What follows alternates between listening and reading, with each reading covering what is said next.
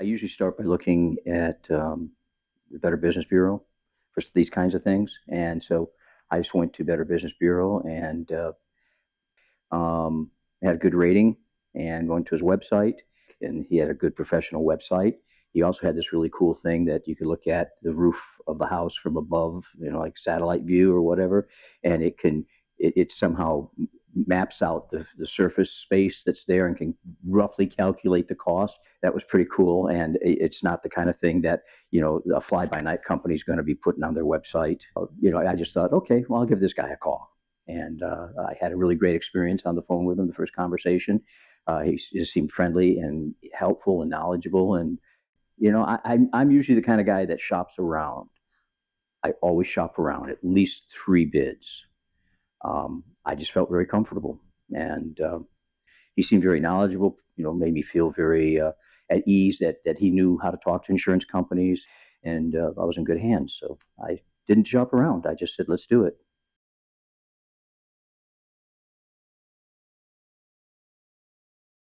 As far as how he handled the insurance issue, I really don't know. But I assumed he's been in the business for a long time, and he knows how to talk to these people. He knows what they're looking for and what their buttons are.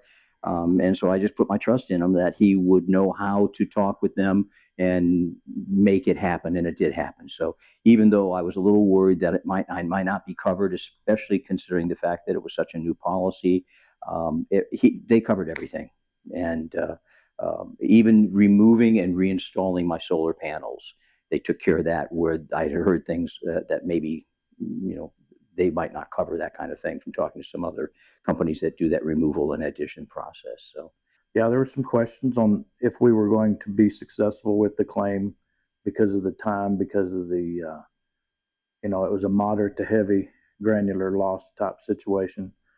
So there was sometimes you can't see definitively held defects in a shingle surface that has granular loss, because they want to see a definitive circle impact, the way it's defined. So we overcame that. Had a fantastic adjuster. The Hartford uh, did what they needed to do. It was a lot of work as far as the back and forth and the communication, but that's part of the deal we do. Um, and thankfully, it worked out in his favor. They, for some reason, didn't include all the metal edge, all the drip edge.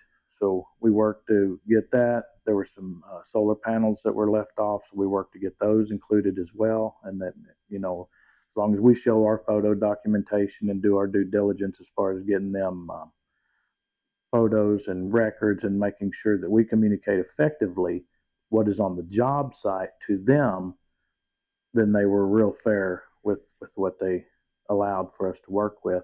Yeah, there were just little things that were omitted. They didn't allow for two-story areas up where his office is, and so they were good enough to pay for that. We showed them it's a two-story area. Why that was omitted at the beginning, I don't know, but they wound up taking care of that. And that's the way it should have been.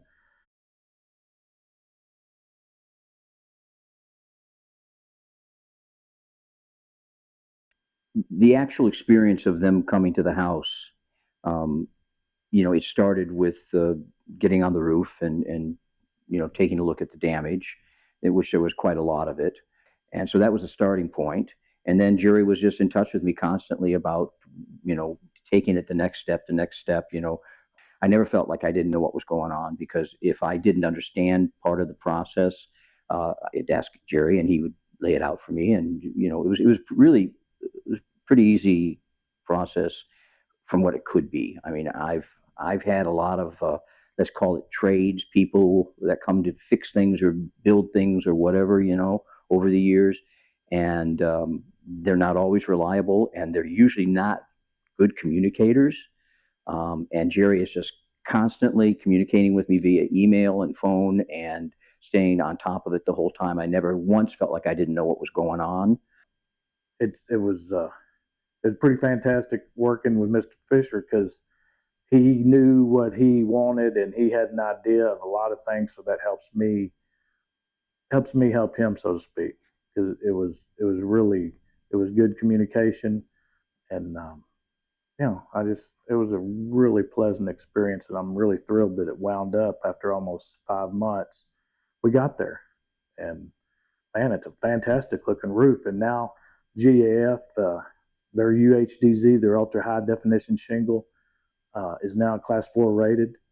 And well, that was fine. This looks fantastic with his brick scheme and his colors.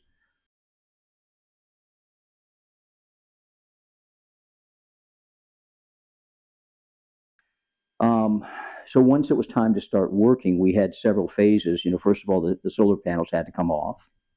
And secondly, then they also, in addition to doing the shingles, they were also replacing gutters and downspouts and a few screens. And each of those things kind of had to be coordinated differently because there are different crews that are, experts in those particular areas. So, Jerry orchestrated all that. We had a schedule set up when people were coming. And when they actually got on the roof, my wife and I were both like, really impressed because I mean, that's hard work and it was hot. And these guys are just climbing all over the roof. And the first day, they had all the shingles removed, except for one area that was by my office that I'd asked him to wait till the weekend to do so that it wouldn't be making noise in my office or just, on my office. So all but that, all the shingles were removed and half of the house was shingled in that first day. And they finished it up in the second day and did my office. And it was uh, it was fast. It was just, I mean, I can't believe how hard those guys work. Another thing I want to say is that um, they didn't just do the minimum. It was never like, the insurance company is going to pay for replacing what you have with equal quality, equal material. But even so, they Jerry went above and beyond that to make sure that it was done right. And there were some, little upgrades, but that's just inherent with what we do anyway. I mean, the shingle flashing and some of the chimney flashing, we're always going to we're always going to leave the property better than the way we found it. I know there was some other stuff we did. Oh yeah, when we pulled the gutters off, we had a chance to look at some of the fascia, so we painted and filled in some of the holes. Just to kind of be proactive with this property, make sure that when we put the gutters back on, um, it was painted behind there, so that our it was less likely for us to have any kind of any. We just protected the wood against any kind of deterioration on down the line, and that's always a good thing. If we have an opportunity to take the gutters off and address the fascia, or look for repairs, or this, that, or the other, or even just to proactively paint it, that's what we want to do. I thought of something else you might want to mention because I didn't. Uh, the overhang being as precarious a situation as it was in that corner, and that you built the platform out over the pool to be able to get into it. Yeah, we did. That's definitely going the extra mile. We did.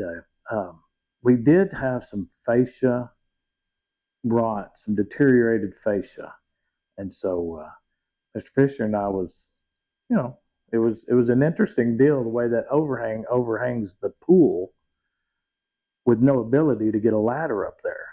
So uh, we constructed a deck, a platform over the pool to gain access to about 6 feet of fascia, but it had to be repaired because it was rotten, and it was fun. It was interesting. We don't always build platforms over pools.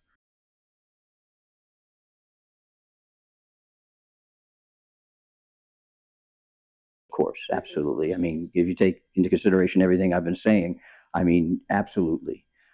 I've had situations with neighbors before when I've had like a sprinkler put in, a sprinkler system and things like that, where I've recommended, and I'll be doing the same here with anyone I know that needs a roof.